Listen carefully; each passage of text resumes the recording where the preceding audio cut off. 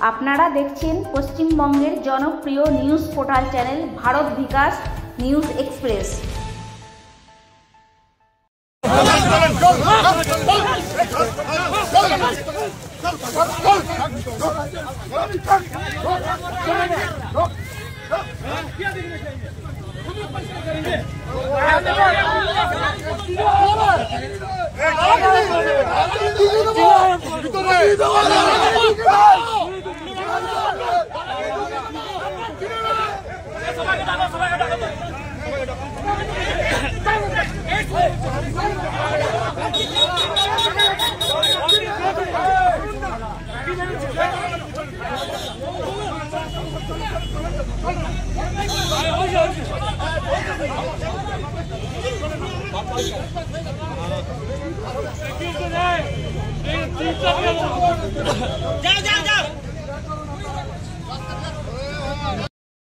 আসানসোল বিবেকানন্দ সরণির অনন্য কমপ্লেক্সের স্থায়ী বাসিন্দাদের অভিযোগ, দুর্গাপূজার পর থেকেই স্থানীয় কাউন্সিলর অনিমেষ দাস এলাকার পরিষ্কার পরিচ্ছন্নতার দিকে বিশেষভাবে নজর দিচ্ছিলেন না।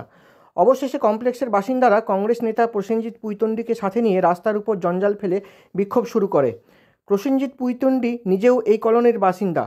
এরপরই কাউন্সিলর তার দলবল নিয়ে চড়াও হয় প্রসেনজিৎ পুইতন্ডি ও স্থানীয় বাসিন্দাদের উপর। কাউন্সিলর অনিমেষ দাস দাদাগিরি করে পুলিশের সামনে স্থানীয় বাসিন্দাদের গায়ে ধাক্কা দেন।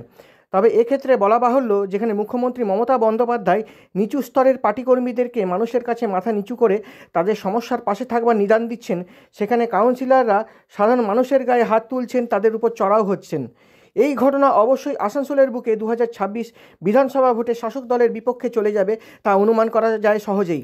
কারণ লক্ষ্মীর ভাণ্ডারের 1000 টাকা মহিলারা হাতে পেলেও সেই মহিলার স্বামী তার সংসারের বাকি 20,000 টাকা তিনি কষ্ট করে রোজগার করেন। সেক্ষেত্রে এটা অনুমান করাই যায় যে 1000 টাকার জন্য কোনো মহিলা নারী তার স্বামী সংসার ছেড়ে অন্য কোথাও চলে যাবেন না, বা কোনো রাজনৈতিক দলের পার্টি অফিসে গিয়ে আশ্রয় নিয়ে সমাজকর্মী হয়ে থেকে যাবেন সারা জীবন।